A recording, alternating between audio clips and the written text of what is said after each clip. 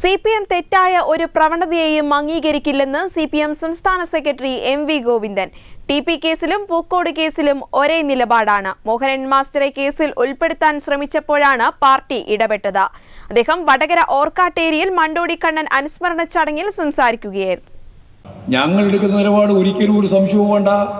തെറ്റായ ഒരു പ്രവണതയെയും ഞങ്ങൾ അംഗീകരിച്ചിട്ടില്ല. തെറ്റായ ഒരു നിലപാടിനെയും ഞങ്ങൾ അംഗീകരിച്ചിട്ടില്ല. TP പ്രശ്നം വന്നപ്പോൾ ഞങ്ങൾ അതേ നിലപാട് തന്നെയാണല്ലോ സ്വീകരിച്ചത്. പിന്നെ എപ്പോഴാണ് ഞങ്ങളതിൽ ഇടപെട്ടത്? നിങ്ങൾക്കെല്ലാവർക്കും അറിയാലോ. കമ്മ്യൂണിസ്റ്റ് പാർട്ടി ജില്ലാ സെക്രട്ടറി, സംസ്ഥാന സെക്രട്ടറി മെമ്പർ മോഹനൻ മാഷെ ആ കേസിൽ ഉൾപ്പെടുത്തുന്നതിന് വേണ്ടി ഇപ്പോൾ അവസാനമാകുമ്പോൾ ഭാസ്കർ മാഷ് വഴിയുണ്ടല്ലോ, എല്ലാ വാദവും കേട്ടതാ. അവിടെ എന്താ പറഞ്ഞത്? അവിടെ കൃത്യമായിട്ട് കോടതിക്ക് ഒരു കാര്യം മനസ്സിലായി. പൂക്കട ഗൂഢാലോചന കെട്ടിച്ചമച്ചുണ്ടാക്കിയതാണ്, ഉള്ളതല്ല.